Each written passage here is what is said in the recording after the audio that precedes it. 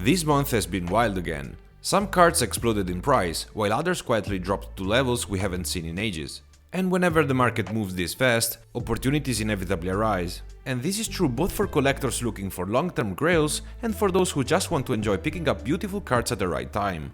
And that's why today I want to highlight my top cards to collect this month. We'll look both English and Japanese releases, since these markets often move differently, and sometimes one gives you clues about where the other is heading. So whether you're an English-only collector, a Japanese exclusive collector, or just curious about expanding into the other side, you'll find some valuable insights here. Hello internet and welcome to my channel, TCG Monkey here. Here's how I select these cards every month. Price movement, cards that recently dipped and look like strong pickups, artwork and popularity, illustrations that stand out, or fan-favorite characters with long-term appeal, future catalysts, upcoming moments that could spark more hype around a card. With that in mind, let's dive straight into the picks. The first card I want to highlight is the Special Rare Enel from OP05. This card has gone through a lot of ups and downs since its release. At one point, just a few months after OP05 dropped, it peaked at around $95 in March 2024, only to crash later that year, hitting a low of about $32 by October. Over the last 12 months, it's still down roughly 22%, and compared to its absolute peak earlier this year at $80, it's now sitting about 44% lower, with an average price today of around $45. So why am I talking about it now? First of all, I think this is one of those cards that could age very well. Enel is a hugely popular character in the One Piece universe, and popularity often translates into long-term demand. On top of that, this isn't just any special rare, it's one of the very first pattern special rares, which were introduced in OP05, the first anniversary set. That gives it a kind of legacy status in my opinion, because anniversary sets tend to stand out historically, and collectors usually look back at them as must-haves. I also believe that the pattern special rares as a group are going to become some of the most recognizable cards in the game, maybe even more than regular alt arts. Simply because they're unique and only a very limited number of them exists, as they're not repeated endlessly across sets. In its Japanese version, this Enel is currently averaging around $40 on eBay, and interestingly it's actually been trending upward over the last month. But if you're patient and know where to shop, you can sometimes find copies for closer to $20, which makes it an even better pickup. So whether you're collecting Enel cards, or you're trying to build out a set of pattern special rares, I think this is a card worth grabbing, as it's still relatively affordable. The second card on my list is the OP11 Gear Two Alt Art Event card. This one had a rough start on the market. Ever since release, its price has been on a steady decline, losing about 72% of its value in just 3 months. Right now it's sitting at around $36 in English, after finally showing some signs of stabilizing between $35 and $40 during August. For me that makes this a really interesting entry point. Now, let me explain why I think this card has serious long-term potential. First of all, these alt art event cards are kind of special because they don't rely on artists' reinterpretation. Instead, they take iconic snapshots directly from the manga and turn them into beautifully textured and foiled cards. In other words, it's almost like having Eiichiro Oda himself as the illustrator. That makes them feel conceptually similar to manga rares, which are already widely recognized as some of the most collectible cards in the game. On top of that, this particular card captures one of the most legendary moments in One Piece history, Luffy's first Gear Two transformation.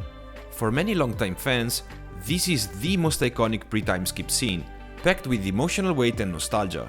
And let's not forget the set it comes from, OP11. This set was loaded with hits and chase cards, and I think it's destined to be remembered as one of the stronger releases of 2025 for sure. Having one of its centerpiece cards in your collection feels like a very smart play. Interestingly, the Japanese version of this card tells a slightly different story. It's currently averaging a little over $70, after dropping from above $100 at release. So while it has declined, it's held value much better than the English copy. To me that makes the English version, at nearly half the price, look like a really attractive opportunity right now. Quick pause before we continue. If you enjoyed this type of content, don't forget to like the video and subscribe to the channel. It's free for you, but it helps me a lot. And if you're also following Pokemon TCG, I've uploaded a best cards to collect this month on my second channel, which is dedicated entirely to Pokemon. You'll find the link in the description and on the pinned comment. I'd love it if you check it out too. Next up, we have another alternate event card, but this one is a little different. It's the PRB01 Sanji's Pilaf, illustrated by Studio Vigor. After an early spike this past January, where it shot up to over $50 and nearly doubled its initial value, the card has been on quite the ride. It dropped sharply in March, bounced back to around $40 in April, and then slid again over the summer to where it sits today, about $22. Now, what makes this card so special isn't just the price history, but the story it tells. In my opinion, this is one of the rare examples, at least in the early days of the One Piece TCG, where the card isn't simply about putting a character in the spotlight with a cool fighting pose. Instead, it captures a moment of raw humanity. In the foreground, you see Gin trying to hold back tears, while Sanji, the true hero of the moment, sits quietly in the background. It's a scene of kindness, of emotion, and it breaks the mold of what most altered cards usually try to do. For collectors, that makes it unforgettable. The price of $20 feels like a very fair entry point if you want to pick this one up. Now, I can't say with certainty it's going to explode in value long term, but I do believe it stands apart from all the other PRB01 altards, and that uniqueness matters. On the Japanese side, things are even more interesting. The card is much cheaper, hovering between just $5 and $10. So if you're building a Japanese collection alongside your English one, this feels like an absolute no-brainer.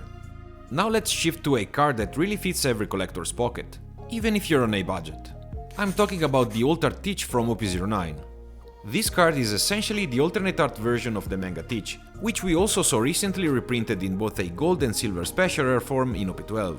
But the OP09 Altered has had a pretty dramatic price journey. When it first came out, it debuted at around $60, but since then it's cratered, losing more than 80% of its value. It followed the same kind of pattern we've seen before, a sharp drop post-release, a little bounce in March, and then another slide downward. Today you can pick it up for about $10. Honestly, I think $10 is an incredible entry point for an altered card, especially one with this level of artwork. Illustrated by Tatsuya, the piece is just raw power on cardboard. You've got Teach summoning earthquakes with one end, darkness with the other, and the foil pattern even accentuates the cracks from his impact. It's explosive, it's dynamic, and in my opinion it's a must-add if you're a fan of the character. Now, could this card keep going down? Sure, that's always possible, but at $10, the downside feels very limited, and the upside could be real in the long term. Remember, Teach isn't just any villain. As the One Piece story moves closer to its climax, Teach is going to become more and more central. I'd even argue he's a prime candidate to be the final villain. And that kind of narrative weight tends to carry over into the collectability of his cards. On the Japanese side, the price is very similar, hovering between $5 and $7. So whether you're collecting in English or Japanese, this feels like one of the lowest risk pickups on this entire list. And to wrap things up, let's finish with a Japanese pick that I think is just a complete no-brainer, the PRB01 Altered Hound Blaze. In English, Hound Blaze just exploded, rising around 200% this month alone to hit around $55. Meanwhile, the Japanese version is sitting quietly at just about $4, and it hasn't moved much at all in recent months. That's a massive gap in value, and to me, it screams opportunity for collectors. Artwork-wise, this is an absolute stunner. Illustrated by Anderson, it captures the full destructive power of Akainu's attack. The holofoil makes the flame of the hound-shaped magma punch pop off the cardboard in a way that feels alive. And honestly, I know it might sound like blasphemy to some fans, but I actually think this depiction is even better than how Oda originally drew the scene in the manga. At $4, I don't see any reason not to grab this card if you're building out a Japanese collection. Even if it hasn't spiked yet, the fact that the English version just skyrocketed makes me think that the Japanese one might follow. So if you want it, I'd move quickly. That was it for today's video. Which of these cards are you thinking about picking up? Let me know in the comments below. I love reading your takes. And if you enjoyed this breakdown and want to stay ahead of the game, don't forget to like this video and subscribe for more One Piece TCG content. Thank you for watching. TCG Monkey out.